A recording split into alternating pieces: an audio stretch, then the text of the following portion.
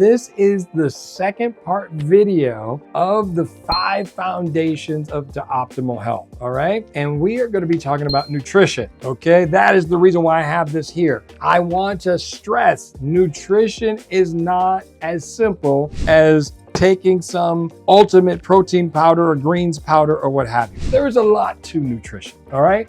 So let's jump in because we have a lot to cover. Nutrition can be very confusing at times because everyone has an opinion. One person says you gotta be vegan. Another person says, oh no, you need animal protein. It's the only complete protein. Another person says that you need whole grains. And then someone else says, no, grains are the devil. Someone says you need low fat. Then another person says, no, you need all fat. You need, keto. And then our brains just goes click. I can't figure all this stuff out. I'm just gonna go to Cheesecake Factory or whatever, right? So let's understand that number one, the reason why there's so much confusion is because there's not a one size fits all. Again, we have to really focus on what do you need?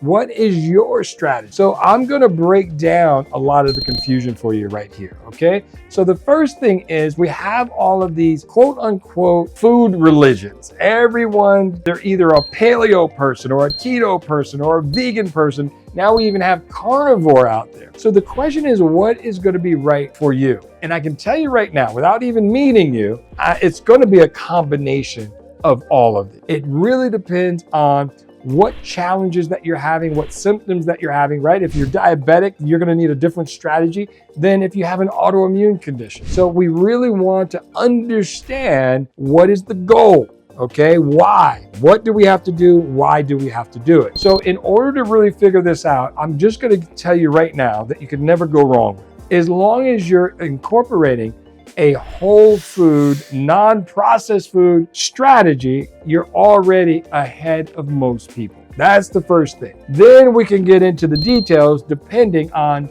do you have an autoimmune condition? Are you dealing with mostly inflammation? Are you dealing with a metabolic issue? Okay? Because if you're dealing with inflammation and autoimmunity, then a vegan or a vegetarian diet will be very challenging because some of the inflammatory foods that you need to stay away from are some of the main protein sources that you're using, such as soy or these other fake meats and things of that nature. If you're dealing with diabetes, then we have to make sure that we're getting rid of a lot of the carbohydrates or the sugars and things of that nature. We want to make sure that we're incorporating a lot of the healthy fats and such. I have a tool that will help you figure out what it is that you need to do for your own specific strategy that I'll share with you later.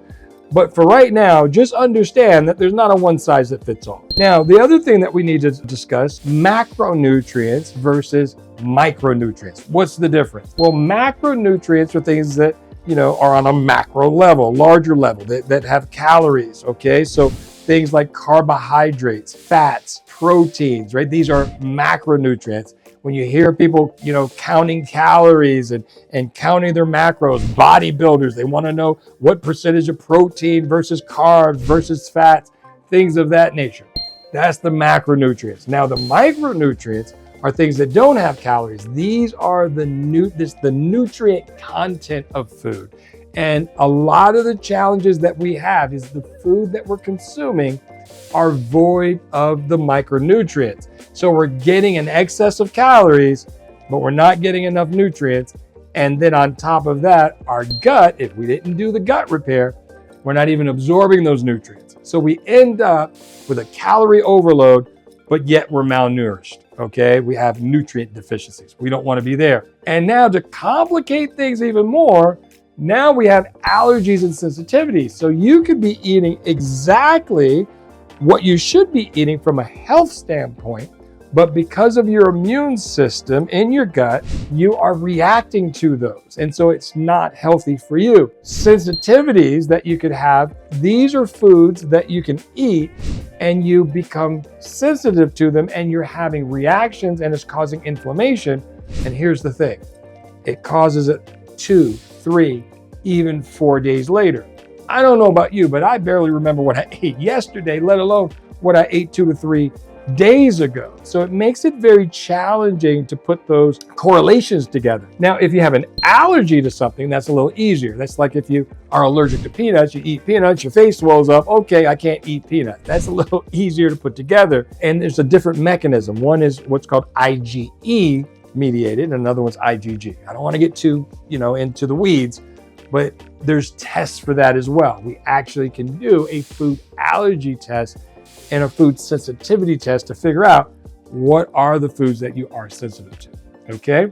So that is the allergies and sensitivity. So putting all this together can be very confusing. So what we want to do is we want to simplify it and say, I'm not going to be perfect, but I'm going to be better. What am I doing now? What is my eating strategy now? Is it working? Do I have pain? Am I fatigued? Do I feel like I have hormone imbalances? If the answer is yes to any of those things, likely the nutrition strategy that you have isn't quite dialed in.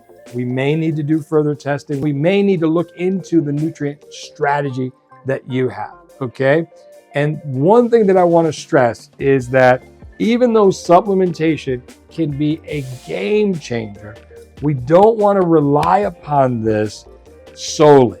We want to make sure that you are healing the gut, supporting your immune system, making sure that you're incorporating the correct foods in your diet, because we want to make sure that it's sustainable. Then once we do that, that's when we can incorporate supplementation and things of that nature to make sure that we're taking you to an optimal level. Now, as it pertains to nutrient testing, this is so very important. There's 3 tests that I recommend. You want to know if your eating strategy is correct. 3 things that you want to do. The very first thing is we have to test the gut, the microbiome, because we need to know if you're absorbing nutrients optimally, okay? We also need to know, are you sensitive to certain things? Maybe wheat, maybe gluten, or what have you. So gut testing, which is a simple stool test, that is the very first thing that we need to know. The second thing is we can do nutrient testing. There are specific nutrients that we can test for to see if you're low in. Are you low in things like B12, vitamin D, zinc, right? All the nutrients that your body needs to be able to repair and really function optimally. These are things that we can test for. The third test that we can do is what I mentioned earlier, and that is food sensitivity and food allergy testing. Because you could be eating the right foods that are healthy for you, but you could be reacting to them, and that will make it detrimental to your strategy, and it could sabotage you. So we need to know these things.